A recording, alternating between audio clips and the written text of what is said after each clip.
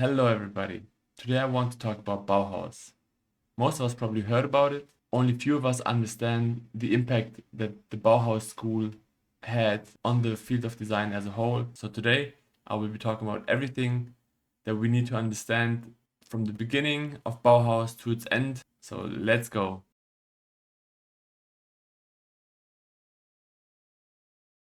Okay, the story of Bauhaus starts in a certain time and place, right? So I want to talk about the historical setting and the context of Bauhaus in terms of art, but also politically and geopolitically. Then I want to dive deeper into the institution of Bauhaus, who was teaching at Bauhaus, who were the people studying at Bauhaus, what did the curriculum look like, and like all these relevant information that are really particular for the Bauhaus school. And lastly, I want to share with you the biggest contributions of Bauhaus that we can still feel in the field of design today, that we still use to this day, or that we built from to evolve and further the field of design and industrial design and architecture and art and all these other fields that Bauhaus was relevant for. All right, so let's start with the historical context. So in terms of art, we have Bauhaus foundation in 1990. So before that, we have styles like the arts and crafts movement, which was like a counter movement to the industrialization, industrial revolution, right? Where things started to become more industrialized in the manufacturing process, and people, craftsmen, started to revolt against that movement by making sure that people understand and value the arts and crafts for what they are: handcrafted, integrity, moral values, and design, personal skill and application into a product rather than just a soulless machine-made object. Apart from that, we had cubism happening, like really abstract geometries and forms, right? With Picasso and Braque being like artists of that period of time. We had the German Expressionism that was really starting to also be more emotional and subjective as an art form, which was really important for the early Bauhaus. Then we had also constructivism, like the art for social utility and industrial materials, which was really like a Russian art, and also like some things that are really closely associated with the style of Bauhaus already, like the style, right, with Mondrian, high geometric purity, primary colors, very structured art and images. And we also had the Art Nouveau and the Jugendstil that was coming up everywhere in every country in Europe at least. They had their own Art Nouveau movement, Jugendstil, that was really decorative, elegant, organic, curvy, highly ornamental, right? Really the opposite of where Bauhaus went to after it came into existence, right? So just to give you a general idea of how the art landscape was before Bauhaus came into existence. So there are many things that they fed from, but also there are certain things that they took a clear distance from. And from a political landscape or point of view, before Bauhaus, we had the Industrial Revolution, right? So the first time in history where man can actually start building things for the masses on an industrial scale, where not every single object had to be handcrafted. So this is like a huge factor that also impacts the way objects are made and thought, houses are built. Like this is like a highly influential aspect of history that Bauhaus was building on.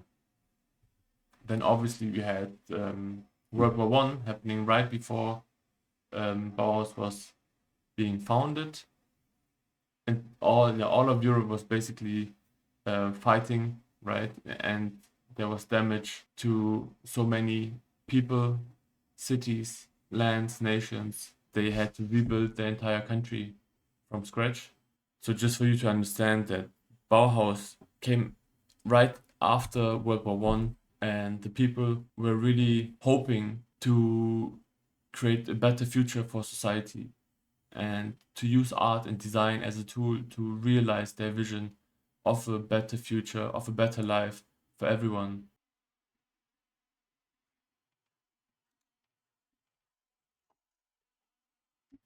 Okay, now I want to talk about Bauhaus as an institution. Like, who was Walter Gropius, the founder of Bauhaus? What was part of the founding documents, the manifesto of Bauhaus? Who was the team that made Bauhaus what it was? Like, who were the teachers and the masters that taught at Bauhaus? How did the curriculum look like? What were the lessons that were being taught? What were different workshops they had? What was the focus? And I also want to talk about the student life at Bauhaus at the time, and how it all ended for Bauhaus at one point. All right, so Walter Gropius was the founder of Bauhaus. He was born in 1883 in Berlin, in a family of architects. Right, his father and grandfather were both like well-known architects in Berlin at the time. So there was never a question about what he himself was supposed to become. So he also went to get like an architecture degree, but he actually never finalized his degree and just started working as an architect. The reason that he mentioned during his life for why he never finished this formal degree in architecture was that he felt that he lacked the skill of sketching, which was at the time, without CAD and digital tools, a must-have for every architect. But he always had to rely on other people with the right sketching skills. So what I find so interesting about this is that even if you lack a skill that is supposed to be like key, you will find examples out there like Walter Gropius, who just changed the entire field either way. He went on to join the Peter Behrens architecture studio, which was special at the time because there he was working alongside other architects that later became like hugely famous, like Le Corbusier and Mies van der Rohe. And this was also a special architect studio because Peter Behrens himself, so the founder of the studio, he learned everything about architecture by himself. He never got a formal architecture degree, right? So he's considered to be one of the first generalist industrial designers that can work on all levels of architecture, the outside, the exterior, but also the inside, the interior, the furniture, everything around it. He started as being educated in the fine arts, like painting and art, and took that experience that he had there and gained there and planted them into architecture, and was so skilled that he was really able to establish himself as a great architect. But for Walter Gropius himself, it meant then also to go to World War One.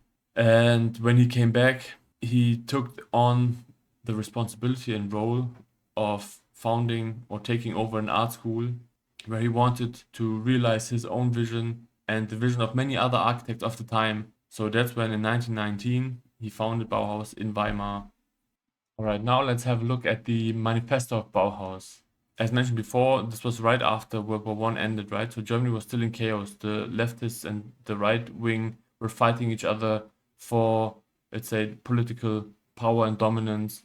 Walter Gropius had to come up with something to attract the right people to his place to make his vision come true. That's why he wrote the Bauhaus Manifesto, which included the curriculum and the program, and basically the vision, the mission of the school, and the goal of the school of Bauhaus written into the manifesto was to unite art, craft, and technology, right? To remove the separation between the artists and the craftsmen, to use art in the service of society and not just as a luxury. And for him, the building, like the house architecture, was the synthesis of everything coming together. He called it the Gesamtkunstwerk, where everything comes together. So it was all about learning by making and creating. He said, like, art is not a profession. Every artist has to go back to the crafts and learn how to do things hands-on. And in a way, it was also formulated really idealistically with like a positive vision of the future in mind, right? It says, together, let us desire, conceive, and create the new structure of the future, which will embrace architecture, sculpture, and painting in one unity. So we really hear that it's all about merging things together into one thing, breaking down separations, and creating like a fruitful future and structure for a stable structure for the future together. So now let's have a look at the team that Gropius assembled. So that was really special for the time. He took like the best artists or most renowned people from that period and gathered them at one place. So many historians say that there was not like one clear link between all of these people. Everybody had their own ideas, their own ideals, their own styles and techniques that they were using. And that is what made the whole thing so special, that everybody was so unique that together they would be able to create this very special Bauhaus effect and entice so many young students to throw everything they know about art away and completely start from scratch. But one of the founding fathers was Paul Klee. He was like a painter, and he was exploring color theory and abstract form, bridging art and emotion. So it was really transformative for many of his students that went there to understand color and form on a spiritual level, also on an emotional level. And he closely worked together with Vasily Kandinsky, a Russian painter that also pioneered abstraction, taught form and spiritual expression through color and shape. All these things that are normal for us, like warm colors, cold colors, that colors can also relate to your feelings, that they create certain emotions, that they can impact the space, like how open it is perceived, how closed and tight it can be perceived, like all these things. Another person is Johannes Itten. He was also a painter and theorist, and he developed the Vorkurs, the preliminary course that every Bauhaus student had to go through, which was a groundbreaking thing back at the time. And he was also focusing on color, contrast, and materials. But he was also like a very enticing personality. He shaved his head. He had like almost a cult-like following. At one point, the Bauhaus had to basically separate ways. Laszlo Moholy-Nagy took up the responsibility for the Vorkurs and also changed it, adapted it, evolved it further. And he was a Hungarian artist that championed photography, light, and technology. So he was much more inclined also to create new directions for the Vorkurs and the Bauhaus School as a whole. He was also founding the new Bauhaus in Chicago after the end of Bauhaus. And we have Joseph Albers, for example, a designer and educator who explored material and color interaction and later became influential at Yale. We have Oskar Schlemmer, a painter, sculptor, and stage designer who is known for the triadic ballet, which is like an exploration of human form in space. Other relevant people were Lionel Feininger. Then we have Hannes Meyer, an architect, and he was the second director of Bauhaus. That was also making Bauhaus much more political than it was. And he also really was capable of sell student works and basically bring in some money for the school as a whole. Then we have Ludwig Mies van der Rohe, the third and last director of Bauhaus, an architect, and he focused really on the architectural refinement and the modernist aesthetic, right? The less is more. He is like also hugely influential afterwards and was teaching at the Illinois Institute of Technology. And the last person that I want to point out for this section is Gunther Stölzel, a textile master that led the weaving workshop and merged art craft and modern design also in that field. They were like masters of all the different fields, like in architecture, in art and painting, in weaving, in woodwork, industrial design, and they were coming together as a group to teach.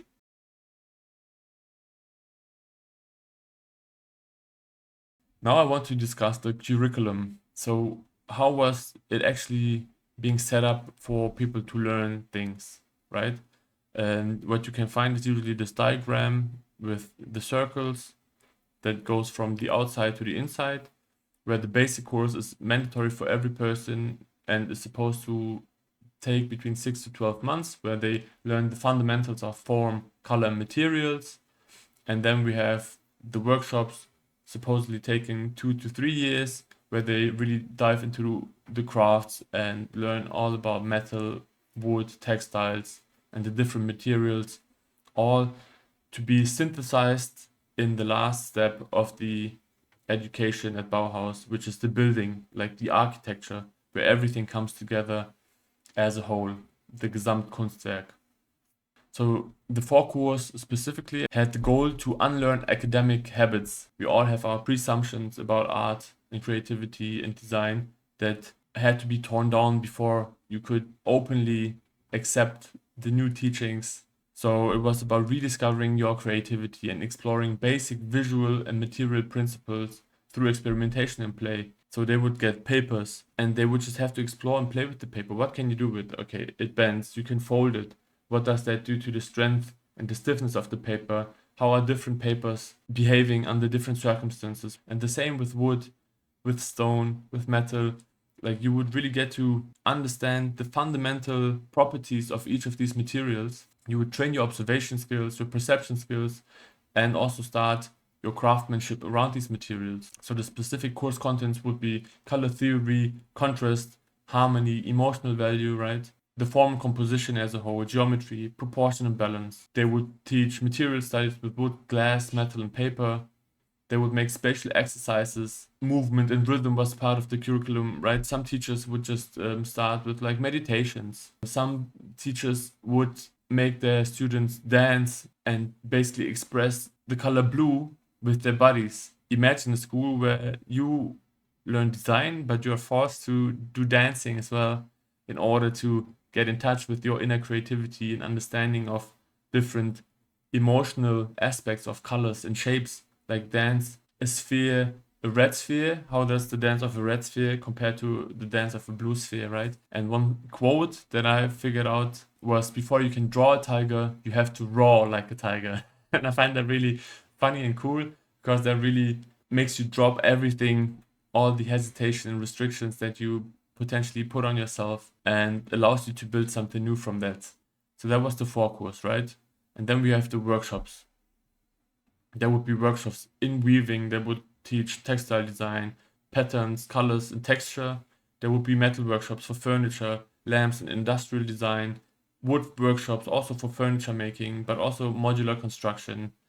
There would be stage and theater, where they would make costumes, think about human form and spatial dynamics. Wall painting as a workshop itself, about color, surface, architecture, and the integration of color into architecture. Typography was a workshop for graphic design, poster art, and communication of those things together. And in the early years, apparently pottery was also part of the curriculum. Okay, next I want to talk about the life at Bauhaus. I looked up some interesting documentaries about how it was perceived, and you have to understand that we're still like at the end of World War One, right? And now this groundbreaking art school is opening, and who are the people that go there? So apparently they were like people fresh from school, just finishing school, that were attracted by the manifesto that Gropius wrote. There were people coming back from war and read the manifesto and felt like, okay, this is the place to go, this is where I want to go next to change the world as I have experienced it in war, during war. And there were also people coming from traditional art schools that came to Bauhaus to expand on what they already knew. There was this one story where a female student came to Bauhaus, and after she finished the Vorkurs, apparently she burned everything, all her work that she did previously, because she understood how detached she was from it and how bad it was, and that she was transformed by the education at Bauhaus to create something completely new and different. There were also women at Bauhaus. I saw one account where it said that it was even 51% of students in the first years, even though Bauhaus was progressive for its time and women were allowed to teach, and by law also women were equal to men. In practice, that didn't show all the time. Women were still forced to do the weaving and were not allowed to do metal workshop or wood workshop, even though there are like few individuals that still fought through and were determined to learn metal crafts, and at one point even became the workshop oversight. There was a strong idealism amongst the teachers, but also amongst the students that went there. They really believed in the idea that they can change the future for the better, right? So like this, almost this hippie spirit coming together. But you must also imagine that the Bauhaus, being such a progressive institution, was criticized all the time and scrutinized, even though internationally applauded for the work that they did. Locally, there were always groups of people in the city that disliked what they did, that found things to be strange and weird, especially then when the far right would become more and more powerful in Germany. Bauhaus was also forced to move from Weimar to Dessau and later from Dessau to Berlin. Another story that I find really interesting is the Bauhaus exhibition. So the city council of Weimar at the time had forced basically Bauhaus to have an exhibition to show the work and to show the world that they actually delivered on the promises that they had made in their manifesto. And Gropius himself said that it was too early to show the work. It was just like 4 years after the foundation of Bauhaus. But he had financial issues, so there was not really a way around it. So you have to imagine that the students all came together in this move to save the school from being closed and to show the world that there's something amazing happening. So they actually built an entire house. So they built a building, and not just a temporary one, a building that was supposed to last and supposed to be used after the exhibition. So also the courses and workshops were like basically temporarily discontinued for this exhibition to be realized in this house. So they built it all by themselves, right? They built it for themselves, and it was filled completely with the works of students inside and out. And just thinking about how it must have been back then to be motivated to do all this work and to show the world what we can achieve as students, take things in our own hands, and just building an entire house. Like, I cannot even understand how that would be possible. For like, if I think about my design degree, and if we were supposed to have an exhibition, like everybody would make a 3D printed project, potentially a furniture piece, and show it. But that seems to be far from what they have achieved and done back in the day. Also, the social life at Bauhaus was supposed to be very vivid. There were like famous parties held with experimental theaters, art exhibitions, costumes. What I also found interesting as a concept is that the student work was required to help finance the school, right? So from your time as a student at Bauhaus, you were responsible to create output that was valuable enough to be interesting to the general public and create income. And yeah, so I also found that really, firstly, adding pressure to you as a student, that you have to make sure that this school is being continued, but also a lot of trust, I feel, was given to the students that they are actually good enough to achieve this, to be able to create things of value and to actually impact the present and not a distant future potentially. And I think another interesting side story that I read about was that Gropius in Dessau, where he built this famous building, also the School of Bauhaus that is shown in every picture. He was sitting in the bridge between two of the parts of the building, overseeing everything that it was happening around and below him with the students and the life of the students. And now we also come to the end of Bauhaus, right? So the political pressure from the Nazi regime grew. They found Bauhaus to be a problem, to teach things that were not in line with the party. And there were ongoing financial difficulties. So in 1932, the city council closed the school officially. And in the last move to save the school went and moved to Berlin.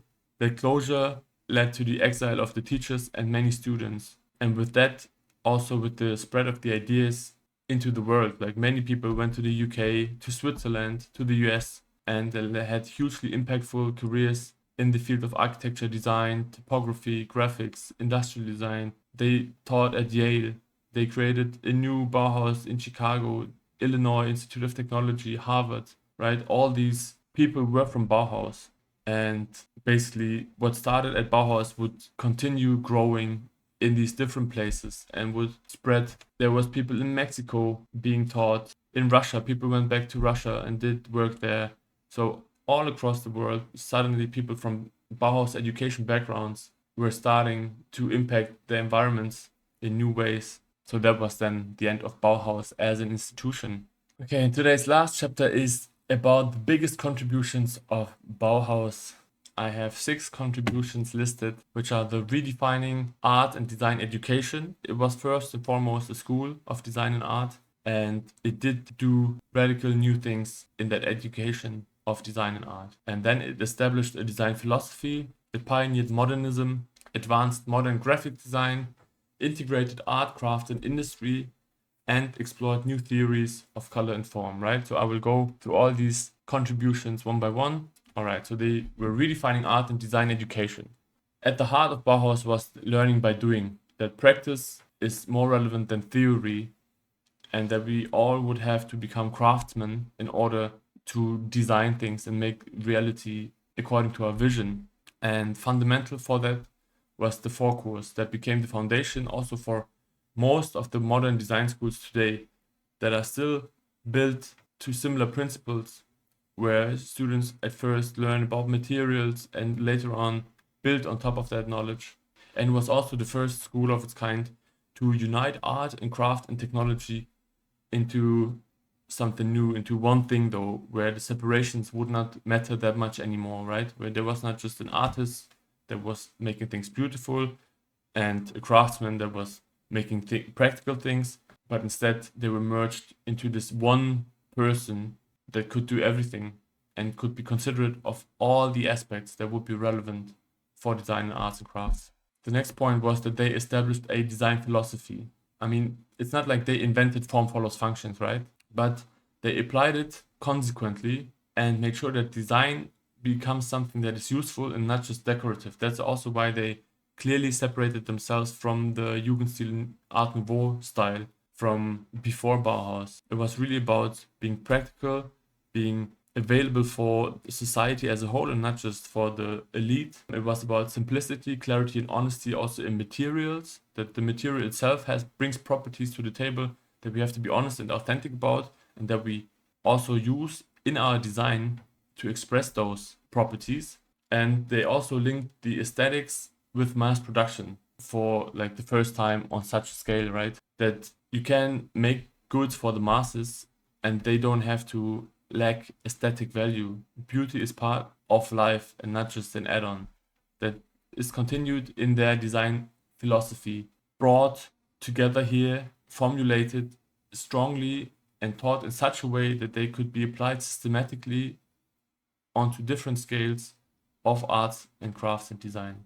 Then they pioneered modernism, which then became to be the most dominant art or architecture form also of the time. So they were using really clean lines, open plans. They relied on glass and steel construction, which is characteristic like for modernism. And that was basically also the starting point of the international style of the 20th century that we see in the skyscrapers. And another really important aspect was the standardization of building components and the prefabrication of certain parts of the building, so you can build in modules, build quicker and faster, more effective and cheaper. So there were several building projects during the time of Bauhaus where they had to basically build entire living quarters with multiple buildings for multiple people to live in. And then they would not just build each house by itself, but they would build several buildings from at the same stage, at the same phase, and do that all together, and then move on to the next stage with all these buildings at once. And that was a new thing back at the time,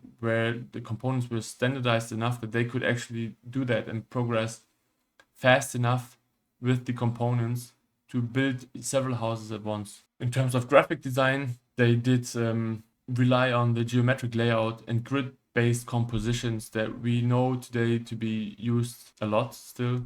And they also shaped the modern visual language of clarity, the sensory fonts, and the deliberate application of design as an institutional branding strategy, like what we call corporate design today, is something that they evolved also. In a sense, the Peter Behrens, like the architect of the studio where like the founder and all the other architects were together in, he was supposed to be one of the people that made corporate design a reality by applying a consistent style across several objects of one producer, right, of one brand. And at Bauhaus, they took that principle and applied it to an institution as itself, right? So today Bauhaus is not just a school, like it has a clear brand. It's identifiable amongst all the other schools, design schools out there, and it has like a clear font And that font was also used at the time for every paper that was printed, every poster that was made. Everything was really consistent in the appearance, and that is like a key aspect also to the success, I think, of the brand story of Bauhaus. Bauhaus was capable of integrating art, craft, and industry together. So it broke down the barriers between the fine arts and the applied arts, and it encouraged collaboration between the artists, the engineers, and the craftsmen. In that way, forming basically industrial designers the way we understand them today, which also bridged the gap between art, engineering, the craft, technology, manufacturing, but also the aesthetic value, ergonomics, users, human centricity. So we also have like the first iconic objects of the time at Bauhaus that were developed and are still iconic to this day. And at last, I want to talk about their achievements in the exploration of new theories of color and form, right? So I mentioned several times already now that they looked into the subjective understanding of colors, the emotional connections that we have with different colors and the spiritual qualities of those. So we often in Bauhaus context, we see the circle, the triangle, and the square. And the square is red, and it's not just red because that was the contemporary corporate design of Bauhaus, but they found the square to have inherently red qualities, that even if you just have the outline of a square, that it is more red than it is any other color in character and personality, if you will. And that went on for the other basic shapes, that they used this very abstract geometries were the foundation for everything else that was built on top. And they also developed the modern color wheel that we use and know today for artists, right? It's not like there were no color wheels before that, but the way we use it today was just further evolved into what we know today to be the color wheel.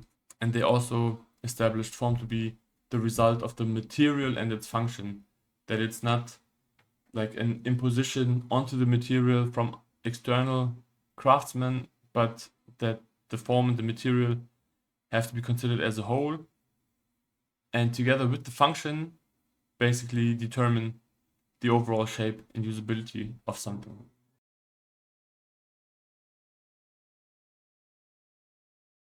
All right, now I was talking a lot about Bauhaus and the effects it had on art and design, architecture. I think I was surprised when preparing for this video about the far-reaching impact it had on design and art, but I'm happy that I learned so much about it, that it was such a revolutionary way of teaching design, and I wish sometimes to have had the chance to experience design education like this myself.